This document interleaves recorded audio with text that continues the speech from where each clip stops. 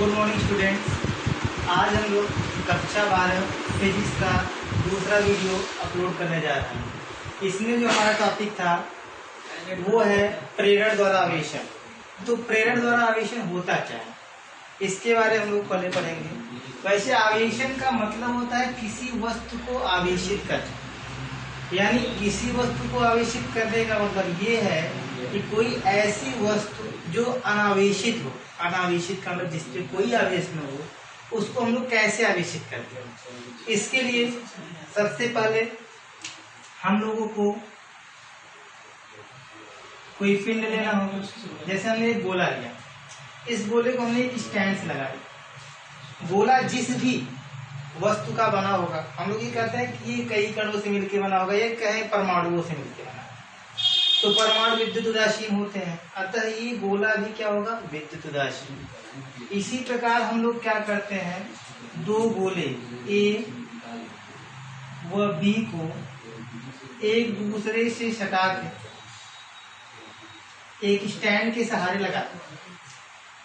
अब आपको प्रेरण द्वारा आवेशन करना है, इसको प्रेरित करना। किसी को प्रेरित कैसे किया जाता है, बिना उसको टच किए इस पे आवेश की उत्पत्ति करना, यानी इसको आवेशित कर देना ही प्रेरण द्वारा आवेशन। अब हम लोग करते क्या है कि गोला ए और गोला बी दोनों अनावेशित है। अनावेशित का इस पे कोई भी आवेश नहीं है, तो बिना स्पर्श किए, बिना टच किए इन गोलों को आवेशित करने की प्रक्रिया ही प्रेरण द्वारा आवेशन का है। अब कैसे करेंगे हम लोग, इसके लिए हम लोग एक आवेशित प्लेट को, जैसे कोई ये एक आवेशित प्लेट है जिसपे धन आवेश हो, इस आवेशित प्लेट को इन दोनों गोलों के पास लाते हैं। अगर हम इसको इसके पास लाएंगे तो होता क्या है, आपने पहले ही वीडियो में देखा था कि सजातीय आवेश एक दूसरे को प्रतिकर्षित करते हैं, विजातीय आवेश एक दूसरे को आकर्षित करते हैं। क्योंकि ये प्लेट धनावेशित है, अतः सजातीय आवेश का मतलब धन आवेश को ये क्या करेगा, प्रतिकर्षित करेगा।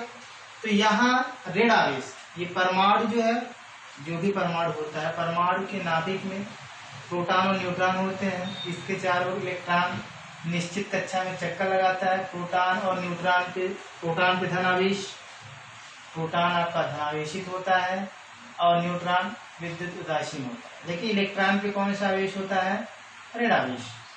तो आपको पता ही है कि किसी परमाणु का नाभिक धनावेशित तथा इलेक्ट्रॉन ऋणावेशित होता है। जब हम इस धनावेशित प्लेट को इस गोले के पास में लाएंगे तो ये क्या करेगा, धन आवेश को प्रतिकर्षित करेगा। जब ये धन आवेश को प्रतिकर्षित करेगा तो इलेक्ट्रॉन जिसपे ऋण आवेश है, विपरीत आवेशों को ये क्या करेगा, आकर्षित करेगा। तो इलेक्ट्रॉन को ये अपनी ओर आकर्षित करेगा। जब ये इलेक्ट्रॉन को अपनी ओर आकर्षित किया तो होता ये है कि जब इलेक्ट्रॉन इसकी ओर आएगा तो इसका जो नाभिक है वो क्या होगा, दूसरी तरफ जाने का प्रयास करेगा।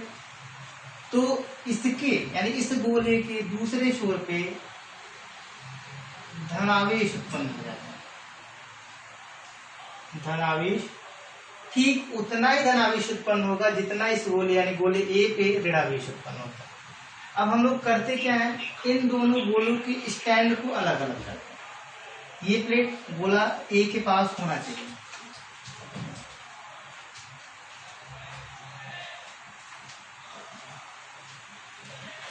तो होता ये है कि जब हम दोनों गोलों को एक दूसरे से अलग करते हैं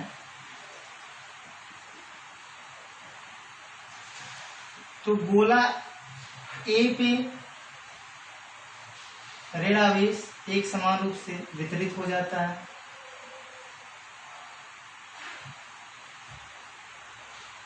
और गोले बी पे एक समान रूप से धनावेश वितरित हो जाता है। जब हम इस प्लेट को हटाएंगे तो गोला ए एक समान रूप से ऋणावेशित और गोला बी एक समान रूप से धनावेशित हो जाता है। तो आपने देखा कि बिना गोलों को स्पर्श किए आपने गोला ए और गोला बी दोनों को आवेशित कर दिया। यह जो प्रक्रिया होती है बिना स्पर्श किए किसी अनावेशित वस्तु को आवेशित करने की प्रक्रिया ही प्रेरण द्वारा आवेशन कहलाती है। तो आप लोग इसको लिखेंगे कि किसी अनावेशित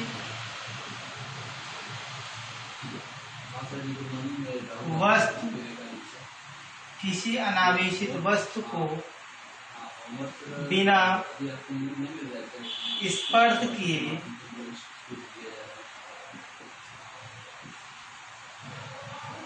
आवेशित करने की प्रक्रिया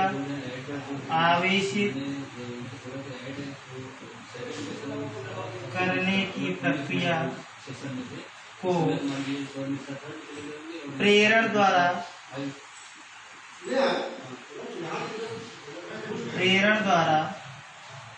आवेशन कहते हैं।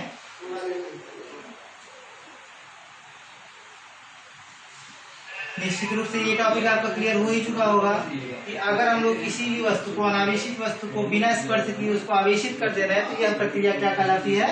प्रेरण द्वारा आवेशन।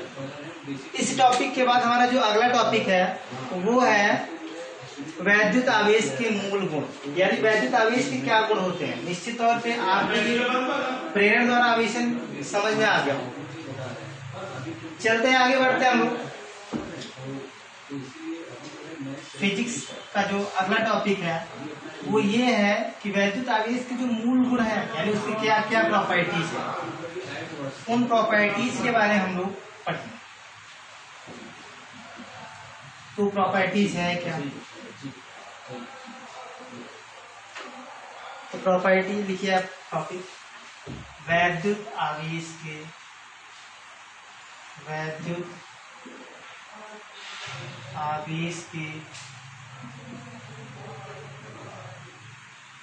मूल गुण, fundamental properties of electric charge. देखिए वैद्युत आवेश के कई गुण होते हैं और उन हम लोग ये लिख सकते हैं कि वैद्युत आवेश के मूल गुण निम्नलिखित हैं। यहाँ पे आप ये लिख सकते हैं कि वैद्युत आवेश के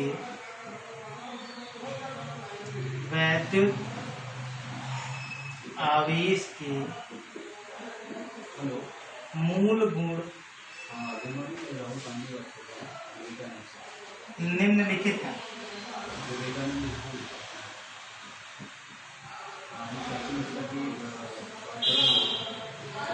अब निम्नलिखित का मतलब इसमें जितनी ही जो भी प्रॉपर्टीज है उनको हम लोग एक सिक्के से पढ़ना स्टार्ट करेंगे। कहने का मतलब इसमें कई प्रॉपर्टीज है। फर्स्ट प्रॉपर्टीज है आवेशों की योज्यता, अर्थात हम लोग आवेशों को कैसे ऐड करते हैं। आवेशों की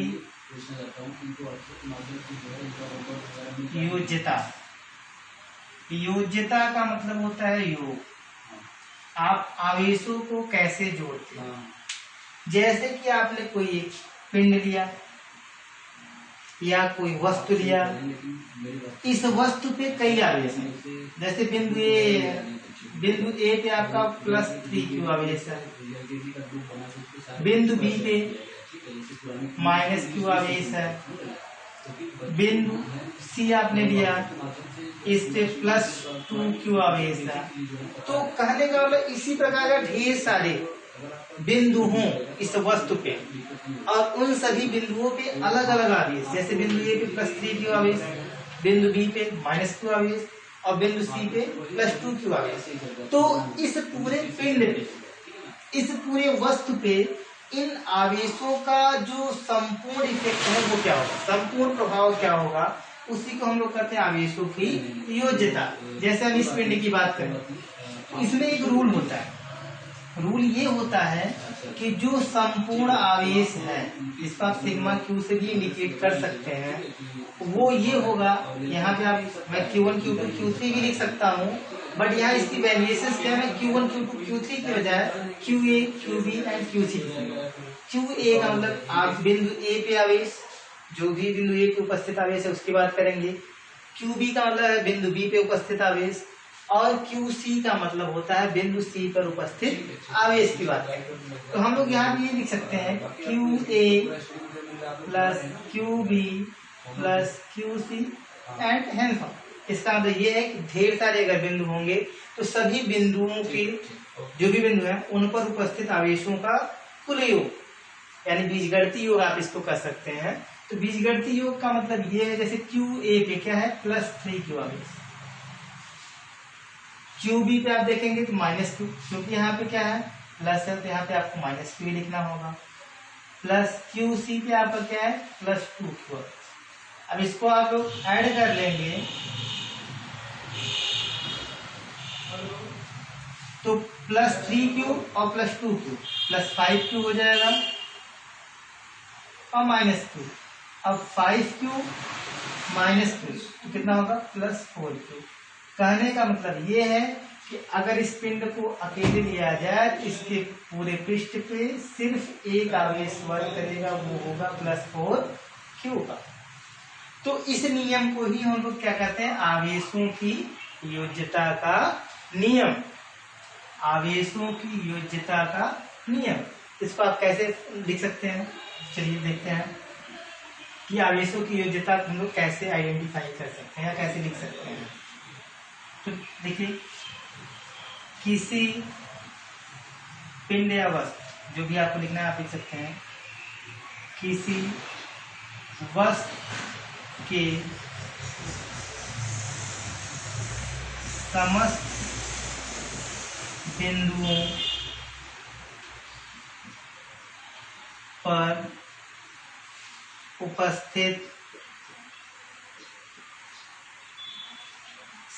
बिंदुओं पर उपस्थित आवेशों के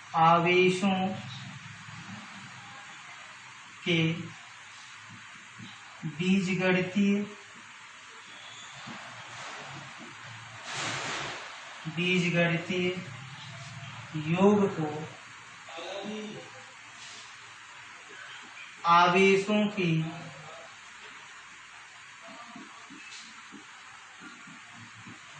योज्यता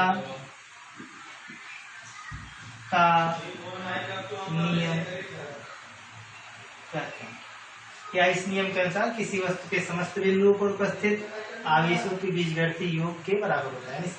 किसी वस्तु का समस्त आवेश जो होता है, किसी वस्तु के समस्त बिंदुओं पर उपस्थित आवेशों के बीजगणितीय योग को आवेशों की योज्यता का नियम कहते हैं।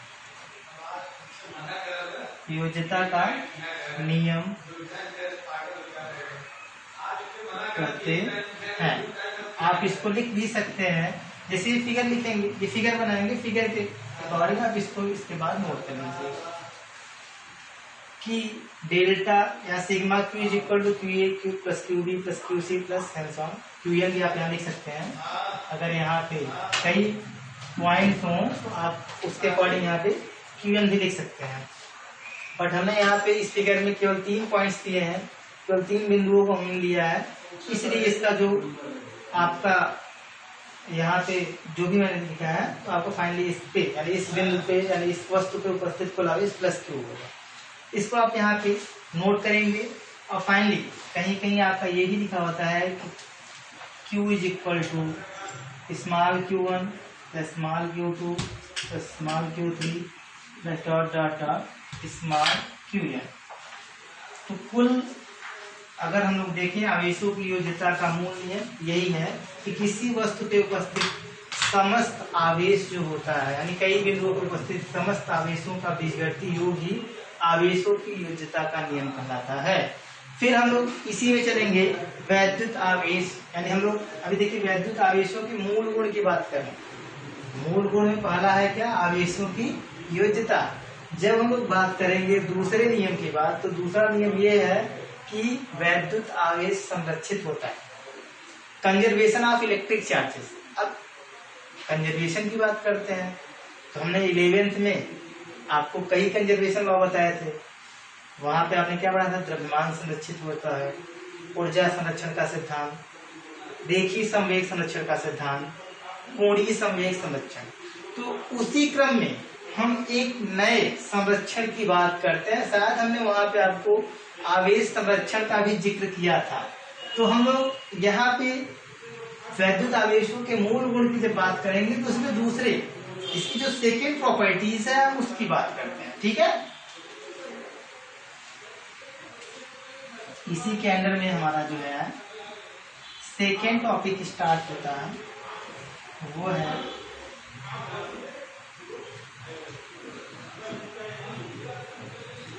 वैद्युत आवेश संरक्षण का सिद्धांत। क्या आप देखिए सेकेंड वैद्युत आवेश संरक्षण,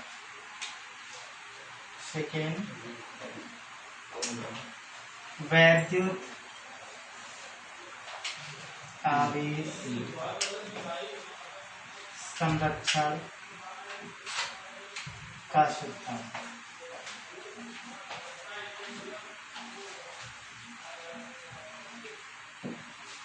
वैद्युत आवेश संरक्षण के सिद्धांत की बात करते हैं तो संरक्षण सीधा सीधा ये कहता है, कोई भी संरक्षण हो, कि हम न तो वैद्युत आवेश को उत्पन्न कर सकते हैं न ही नष्ट कर सकते, अर्थात इस संपूर्ण ब्रह्मांड में जितने भी आवेश हैं वो नियत यानी निश्चित है, कांस्टेंट। कांस्टेंट का मतलब ये है कि उसकी मात्रा नियत यानी निश्चित है। अब हम बात करते हैं वैद्युत आवेश संरक्षण की, जो कि हमारा सेकेंड टॉपिक है। वैद्युत आवेशों के मूल गुणों के अंतर्गत, यानी ध्यान समझिएगा, जैसे आपने एक पिंड लिया, ये पिंड परमाणुओं से मिलकर बना है कि नहीं बना, निश्चित तौर पे परमाणु विद्युत उदासीन होता है। विद्युत उदासीन का मतलब क्या होता है? वैद्युत उदासीन का मतलब ये है कि जो परमाणु है उस परमाणु में जितने प्रोटॉन होंगे उतने ही इलेक्ट्रॉन होते हैं। चूंकि प्रोटॉन पे जितना धन आवेश है उतना ही इलेक्ट्रॉन पे क्या होगा, ऋण आवेश होगा। अब आपने अभी क्या पढ़ा, इससे जस्ट पहले आपने इसके पहले पढ़ा वैद्युत आवेश की योज्यता का नियम। वैद्युत आवेश का योज्यता में आपने बीजगणितीय योग किया, तो जितने इलेक्ट्रॉन है उतने ही प्रोटॉन है, जितना धन है उतना ही ऋण रहेगा, तो कितना होगा टोटल, उसका टोटल जो योग होगा। जैसे हमने कहा हम हाइड्रोजन की बात करते हैं, तो हाइड्रोजन में एक प्रोटॉन होता और एक इलेक्ट्रॉन होता है ना। अगर इन दोनों का योग करें, क्योंकि आपने कहा प्रोटॉन पे धन आवेश होता, इलेक्ट्रॉन पे उतना ही ऋण आवेश होता, तो इसका संपूर्ण योग यानी सिग्मा क्यू अगर निकालना हो तो क्या होगा, 0। तो निश्चित तौर पे कोई ही परमाणु होता है वो विद्युत उदासीन, 0 का मतलब होता है उसमें कोई भी आवेश नहीं। तो अगर हम किसी वस्तु की बात करते हैं तो जो भी इस ब्रह्मांड में जितनी भी वस्तुएं हैं वो परमाणुओं से ही मिलकर बनी है, तो परमाणु हमारे क्या होते हैं, विद्युत उदासीन। अगर हम इसकी बात करें तो यहाँ पे हमने इसके पहले पढ़ा था कि अगर हम लोग इसको किसी चीज से घिसते हैं, जैसे आपने पेन को सूखे बालू से घिसा था, है ना, तो वहां पे हुआ क्या था कि वो पेन कागज के छोटे छोटे टुकड़े को अपनी ओर आकर्षित करती है। अगर हम यहाँ पे इसकी बात करें, अगर हमने इसको भी किसी चीज से घिस दिया तो ये क्या करेगी, ये आवेशित हो जाएगी।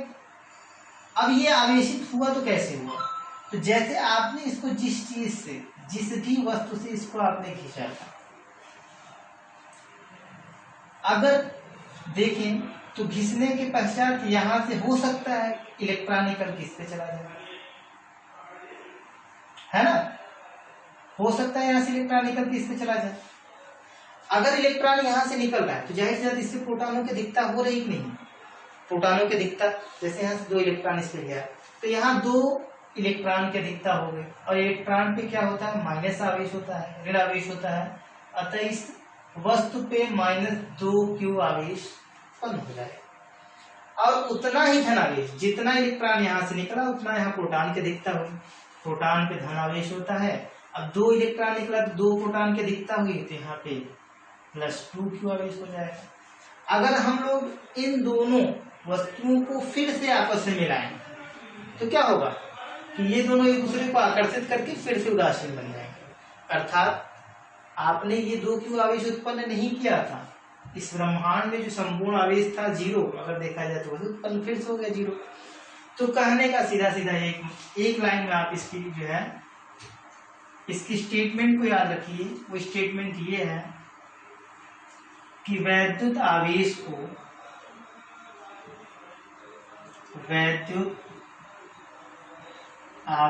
को न तो उत्पन्न किया जा सकता है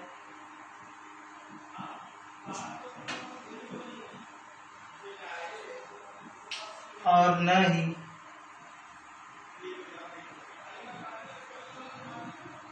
नष्ट किया जा सकता है।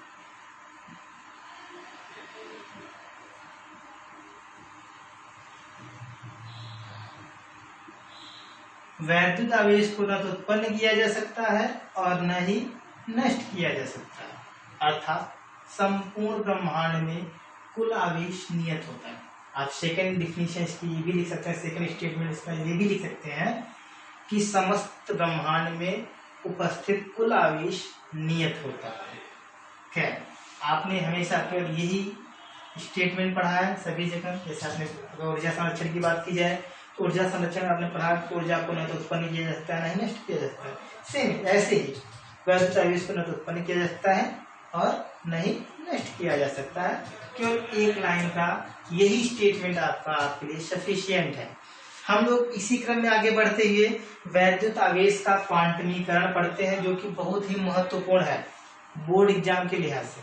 आप लोग 12th के स्टूडेंट्स हैं तो 12th का स्टूडेंट्स का बोर्ड एग्जामिनेशन होता है। बोर्ड एग्जामिनेशन के लिए ये बहुत ही महत्वपूर्ण टॉपिक हम लोग स्टार्ट करने जा रहे हैं, जो कि कम से कम 1 नंबर का तो पूछ ही लेता है, नहीं कहीं पूछता तो ऑब्जेक्टिव में निश्चित तौर पे इसका एक क्वेश्चन आ ही जाता है। इसके न्यूमेरिकली मैं भी आपको सॉल्व करा दूंगा कि वैद्युत आवेश का क्वांटमीकरण, थर्ड जो प्रॉपर्टीज है, जो तीसरा गुण है वो है वैद्युत आवेश का क्वांटमीकरण।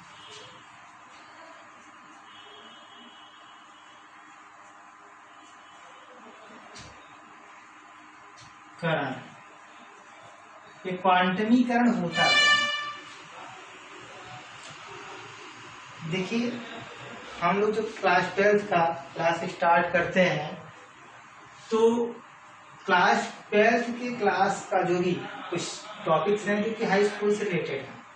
हाई स्कूल में आपने फार्मूला पढ़ा होगा, उस फार्मूले का जिक्र हम यहाँ पे भी कर रहे हैं, Q = N, शायद आपको याद होगा।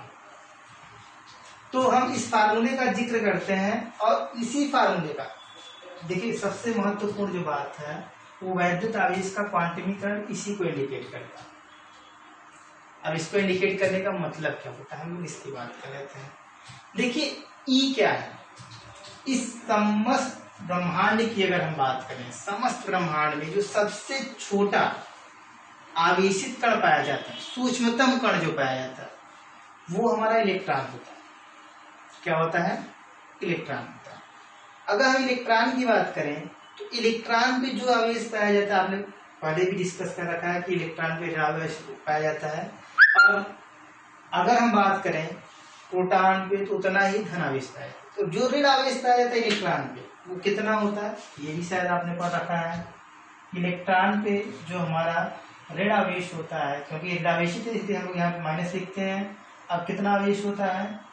1.6 × 10⁻⁹ वैद्युत आवेश का मात्रक कूलाम। तो इसका क्या होता है? इतना कूलाम पाया। यानी कि किसी भी इलेक्ट्रॉन पे -1.6 × 10⁻⁻19 कूलाम आवेश पाया जाता है।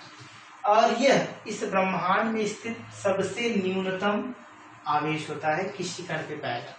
अब इसी क्रम में अगर हम देखें तो हमारा जो यहाँ पे ये है वैद्युत आवेश का क्वांटमीकरण, तो इसके लिए आप लोग लिख सकते हैं कि हमेशा किसी भी वस्तु पर, देखिए इसका हम स्टेटमेंट लिखने जा रहे हैं, किसी वस्तु पर पाया जाने वाला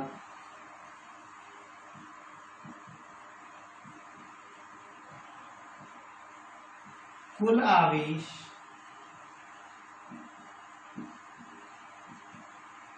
ई यानी कि इलेक्ट्रॉन में उपस्थित आवेश, ई का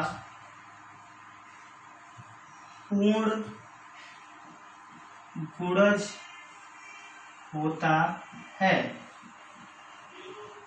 ई का पूर्ण गुणज होता है। यानी कि अगर हम मैथमेटिकली देखें, गणितीय रूप में देखें, तो कहेंगे कैपिटल Q भी इंडिकेट होता है, तो आप इसके लिए बेफिक्र रहिए। Q is equal to Na, जहां पे Q उस पर पाया जाने वाला कुल आवेश, यानी जिस वस्तु की आप बात कर रहे हैं उस वस्तु पर पाया जाने वाला कुल आवेश आपका Q होता है। N यानी कि वहां आपने कहा पूर्ण गुणज, यानी कि वैल्यू आपकी 0, 1, 2, 3, 4 कुछ भी हो सकती है, यानी एक नंबर को इंडिकेट करता है। ई इलेक्ट्रॉन पे उपस्थित आवेश, यहाँ पे आप देख सकते हैं जहां Q वस्तु का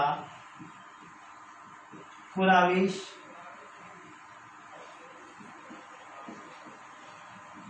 N 0, 1, 2, 3 डॉट डॉट डॉट कुछ भी हो सकता है, ये मेरी वैल्यू है। ई की वैल्यू की बात करेंगे, ई की वैल्यू आपने अभी कहा इलेक्ट्रॉन में उपस्थित आवेश,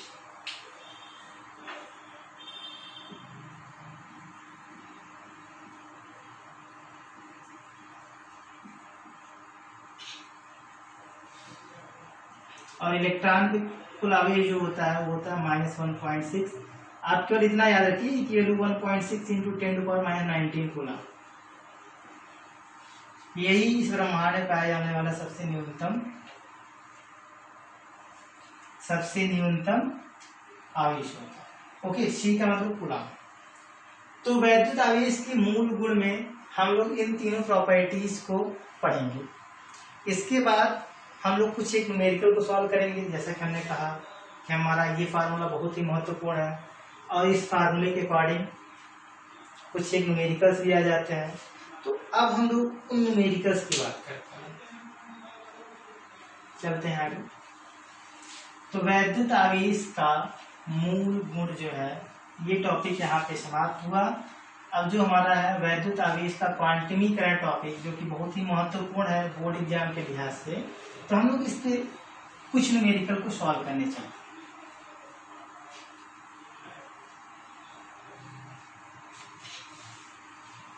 देखिए, इससे रिलेटेड जो क्वेश्चन आता है बोर्ड में, कहीं कहीं न्यूमेरिक वैल्यू चेंज होती रहती है। एक क्वेश्चन आप नोट करिए,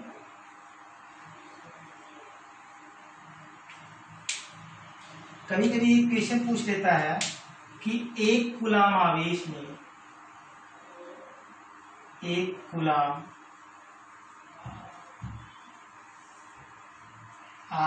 में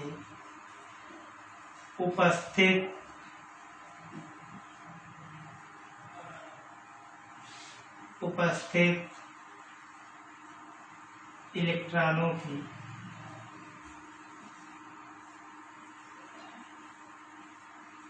संख्या ज्ञात कीजिए।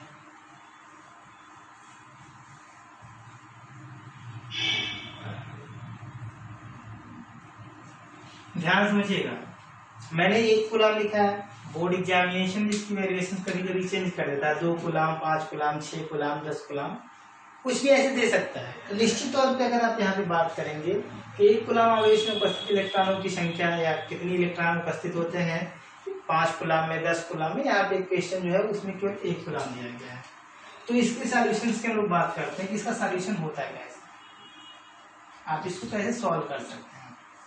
तो निश्चित तौर पे इसको सॉल्व करने के लिए आपको आवेशों का क्वांटमीकरण याद होना चाहिए। तो आप देखेंगे आवेशों के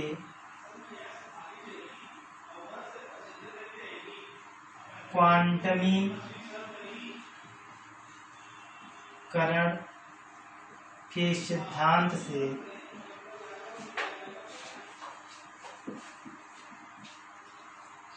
Q is equal to Na।